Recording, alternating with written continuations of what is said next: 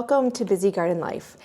As promised in my bean video, today I am making ketchup with the frozen tomatoes that we threw in the freezer at the end of the season last year. Now I love doing this way because it already draws off a lot of the water from the tomatoes after you thaw them out. So a couple nights ago I got all of the frozen tomatoes out. I had like 10 Ziploc bags full of them, and I dumped them in these buckets. These are actually our buckets that we use for maple syrup, so I just pulled them out, and I have thawed out. These are a little less than halfway full. I think I had more last year, but we'll see. I didn't produce as much tomatoes as I did the year before, so we'll see how many we get, but hopefully we'll get about 12 pints with this much. Anyway, out of the 10 total Ziploc bags, I have the tomatoes. They're all thawed here, so make sure that when you're doing this, you're thawing them out a couple days ahead of time. Don't expect to be able to just take them out of the freezer and put them in. I like them thawed because that gets all of that extra juice out of the tomatoes already. All right, so what I'm going to do is I just like to take a little cup here and just get some of that water out. I'll show you here in a second. What are you doing now? I'll kind of show you the bin too, but look at just how much I was able to get out. Almost 2 cups, and there's quite a bit on top. So I'm going to work on kind of straightening these out, and then what I like to do, Mommy, what are you doing? I'm going to make some ketchup. Oh. What I like to do is I like to just put these in my roaster, my roasting pan. My roasting pan, yeah, because then it just cooks down. I don't have to use my stove to cook them down. If you don't have a big roasting pan. Mommy, in this body, put it in the down minutes? So anyway, I like to not have to use up my stove. If you don't have a roasting pan, you can roast the tomatoes down in your stove. Typically, the recipe that I'm using calls for 25 pounds of tomatoes. So I'm not weighing them because they're in a different state than they would be. Mommy, Yep. So I'm not necessarily measuring. Last time I did the 10 bags, and that seemed to work out pretty good. So I'm going to do the same thing. We're going to get these in the roasting pan, and then I will let you know what we are going to do next. All right, so we're just going to take, you can see how much water just comes right off of this. Mommy, and put that. Mommy, I will watch you. Mm-hmm. You want to watch me? Okay. Yeah, and you put it in that bowl. Yep. And put it in your wheatie. So when you do ketchup from fresh tomatoes, there's nothing wrong with doing it that way. I feel like it does take a little bit longer because you do have a lot more water to have to and put it in there. Evaporate off of those tomatoes. And put it in there, Mommy. Yep, I'm putting them in here. When you do it that way, though, you do get the benefits of getting tomato juice that you could can as well. I did that one year. The apple juice, apple juice. Now, if you're not interested in making ketchup, you could do just regular tomato sauce, canned tomato sauce this way as well. Thaw out those tomatoes and those body wood in there. I will try to remember at the point of where you would just stop. Basically, before you add any of the extra ingredients, that's where you would stop with the tomato, with the ketchup, and just make tomato sauce at that point in time. I'll try to remember. I did put it in there, in a bowl, and then put it in there. I'll try to remember at that point to remind you where it's at. Now, you're not going to get all the water off of this, but you get a pretty good amount. All right. So we finished getting quite a bit of the juice off. So I am just going to dump it right into the roaster.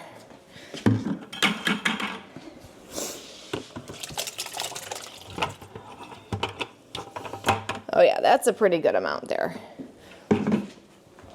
And then we can also grab off a little bit of juice that floated to the top.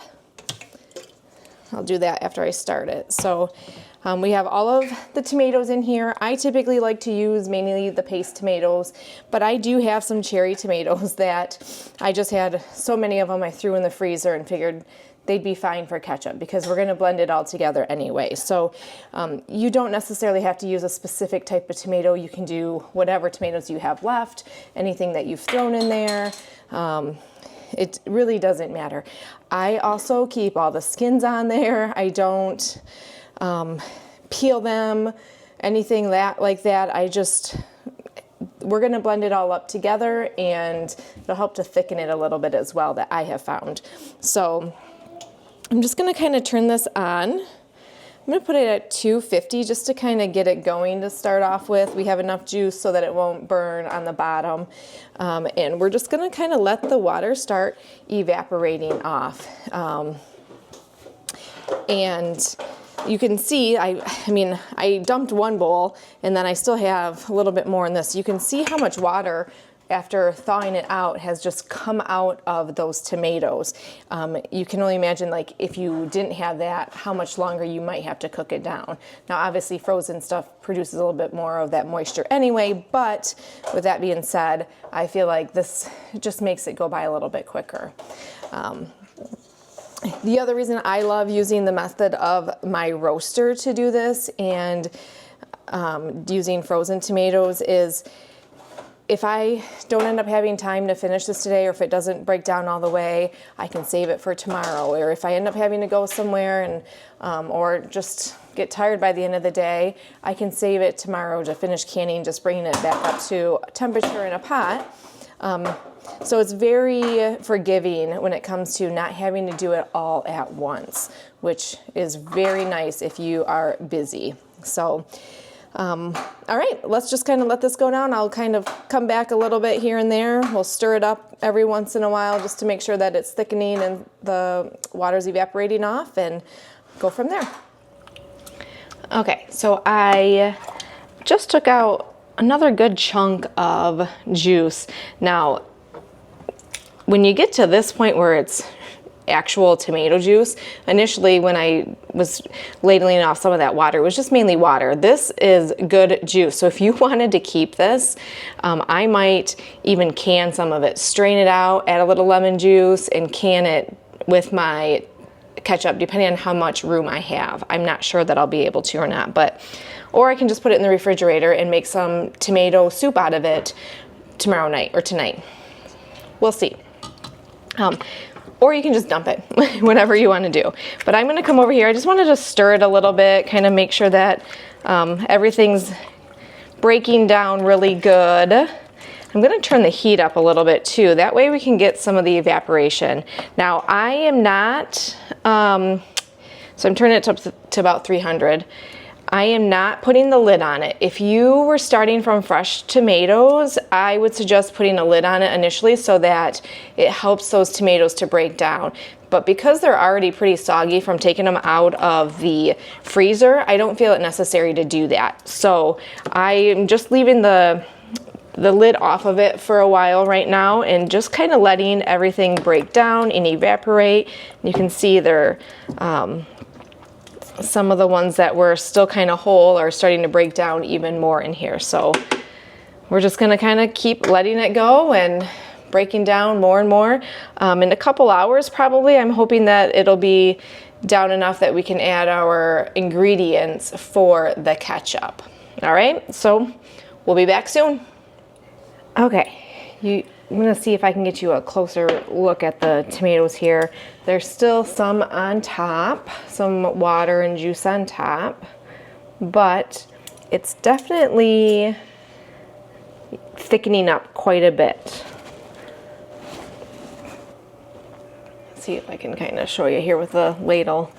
It's thickening up really, really nice. So at this time, I am going to add all of the ingredients to make the ketchup.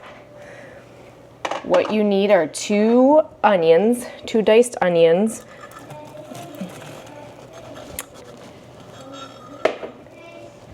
2 cups of sugar. Got my sugar here.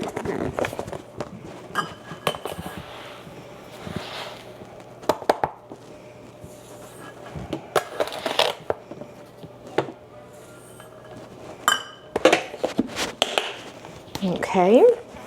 1/4 cup of pickling salt. I have mine right in a jar here for all my canning.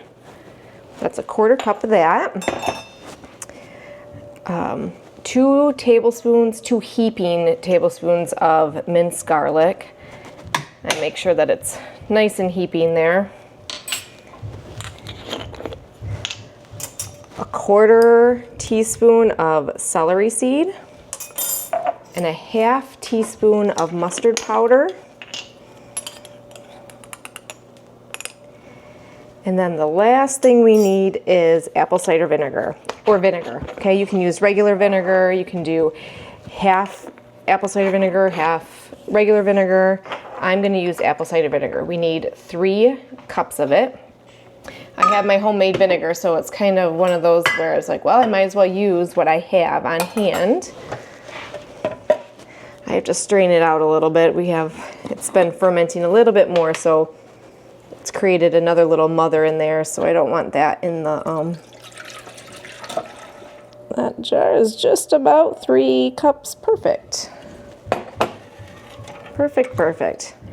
Any of that sediment on the bottom is good for you. I just didn't want the actual floating mother, like the SCOBY type thing. So we got 3 cups of vinegar. Again, your choice. And we're going to just stir it all up. And I'm going to let these flavors kind of come together, and we're going to continue to boil it down. Now, I had mentioned something earlier about spaghetti sauce. If you wanted to, at this point in time, instead of adding your ingredients, you could take and puree all of your tomatoes. I use my Vitamix to puree them, and then just either you can clean this out and stick it back in there, or you can stick it into a nice stock pot. Typically, the stock pot will work really good for the end stage, and then you can kind of determine how watery it is at that point in time. If it still needs to be thickened because the sauce is not quite thick enough, then you just boil it on the stove and let it boil down to whatever thickness you want your spaghetti or your tomato sauce to be. But at this point in time, you wouldn't add the ingredients, you would just do the sauce part and then pick up with boiling it down and canning it when you get to that desired thickness. But since we're making the ketchup, I'm going to let the flavors meld together for a little bit more, just evaporate off, and then we're going to puree it and boil it down some more. All right, so I will see you back here in a little bit. Okay, so we still have a little bit to go here, but it's getting late at night. So I'm going to just shut this off and let whatever evaporates off, just evaporate off. And then by bedtime, I'm gonna put the cover on it so that it stays covered overnight. Tomorrow morning, after it's all the way cooled, I'm probably going to put it in the Vitamix and blend everything up at that point in time. And then I can put it in the pot and let it boil down more if I need to let it thicken. So, but at this point in time, it's definitely still too watery to be ketchup. You do want it to be nice and thick. You could let it just keep boiling down this way, but just because of time, it can take quite a bit of time, even from frozen tomatoes. So right now, we're gonna shut it off, and I will see you back tomorrow. Good morning, and welcome back to our second day to finish the ketchup. I let everything kind of cool overnight. Mommy, you put the ketchup in there. I'm gonna put the ketchup in there, yeah. Now, if you're able to finish this in one day, great. The tomatoes took a little bit longer to boil down. There's still quite a bit of water on top of it. So I could just kind of start boiling it down even more. I could have let it go really low last night, but I didn't want to risk it because there was not that much water. So it might have been too long. But I'm going to go ahead and puree it next, and then put it into my stock pot. And I'm gonna let any other water that I need to evaporate off in my stock pot. Mommy, you put it in the bowl. Yep, I'm gonna put it in here, and then so first things first, we're gonna go ahead and just start pureeing it. I use my Vitamix to puree it. I love the Vitamix because, I mean, I don't take the peels off, I don't de-seed anything. So the Vitamix really does a great job of pulverizing it so much that you can't even tell that the seeds and peels are in it. So this thing has been amazing for stuff like this. So I'm just gonna kind of I'm gonna ladle it in there. We're going to mix it all up. And I'm gonna be putting it into the stock pot.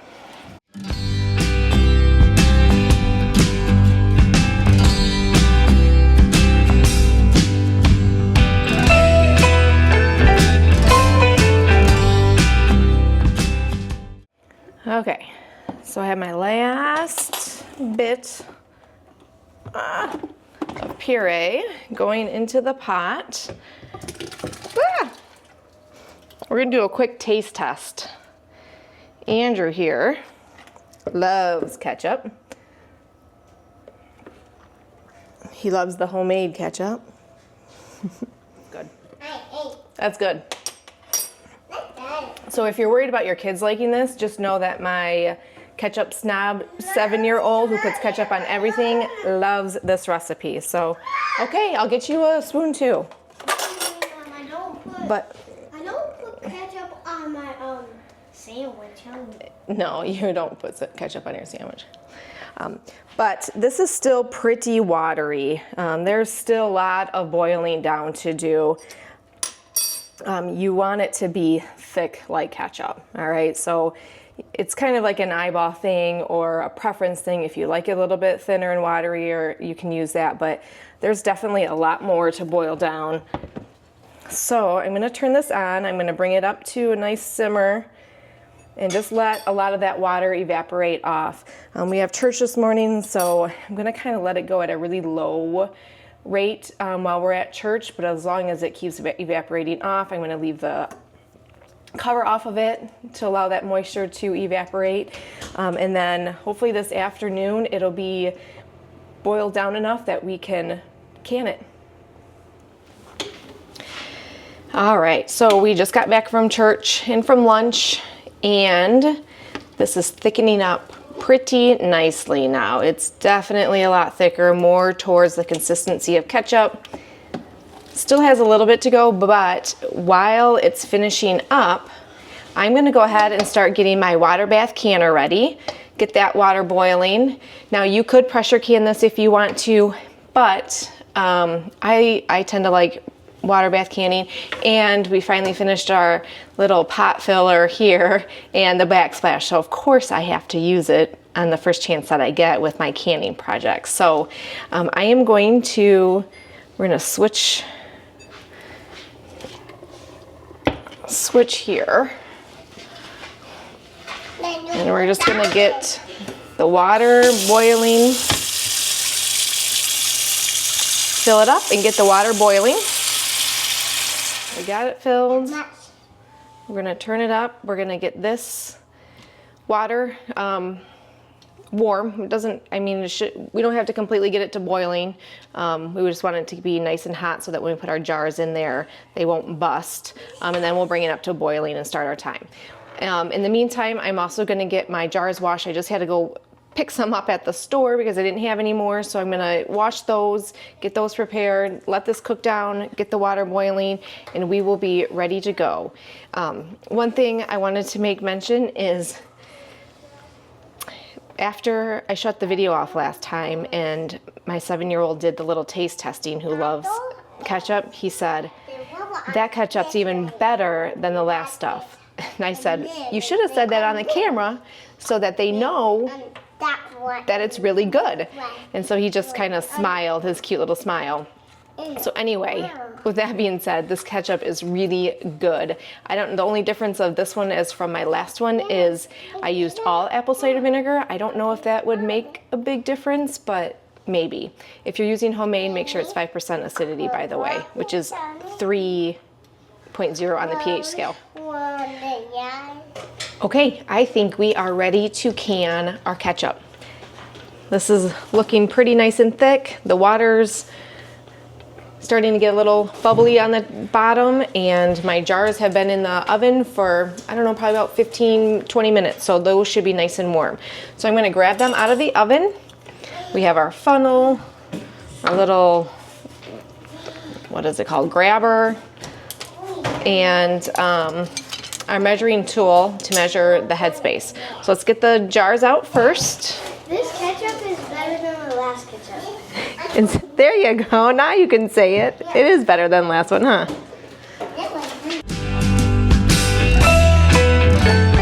And the ketchup now. Okay.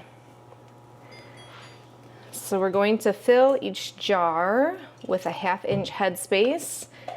It's pretty much the same for all of your tomato products if you're canning tomato products.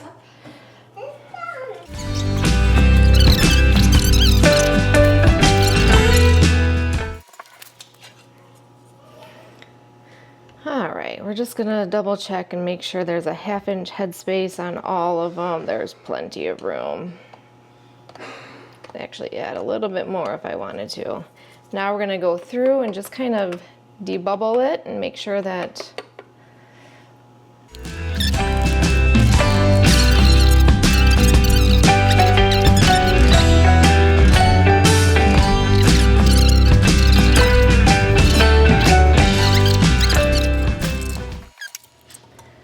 okay, we're gonna pop them in here. We want 1 inch of water above the jars.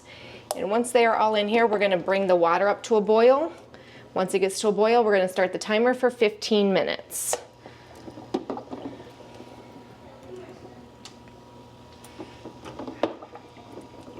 We're gonna let it process for about 15 minutes. Now, I like the water bath canner. I do have extra here, and I have more than just like 1 jar to put in the refrigerator. So with that, if I were using my pressure canner, I could double stack it and get it done in 1 batch. But since I'm not, I'm going to just go ahead, process these. It really doesn't take that long. And then I will get more jars ready and prepared for when this gets done. Then I can process the rest of them. I probably have another, I don't know, maybe 4-ish pints in there. We have plenty more than a inch headspace, so I'm actually going to take some of this water out so that it will boil quicker.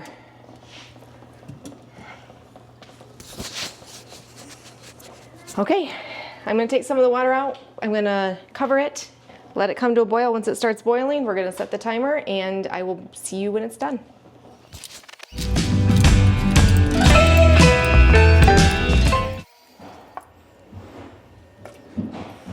All right, there you have it, our ketchup. I just pulled the last one out. We're gonna let them cool. We'll label them and put them in our pantry. And that is it for our 2-day event of making ketchup. It does take a while. You have to boil the water out of those tomatoes, even though they, you know, we got a lot of that water out with their frozen, but it still takes a while. So don't start this on a Sunday and hope to finish it that day. Make sure that you plan ahead for it to take a while. But when it's all said and done, it's a way to use up those frozen tomatoes in the freezer. You have great ketchup that the kids are going to love, and the family will like. So subscribe and like the page. If you have questions or comments regarding this recipe, please drop them in the comment section. I'd love to hear from you, and stay tuned because it's February, and that means it's time to start our seeds and get ready for the spring and a whole new harvest. We've got so much that we're going to do on the homestead this year that I'd like you to follow us along and see what we're going to do. We'll see you next time.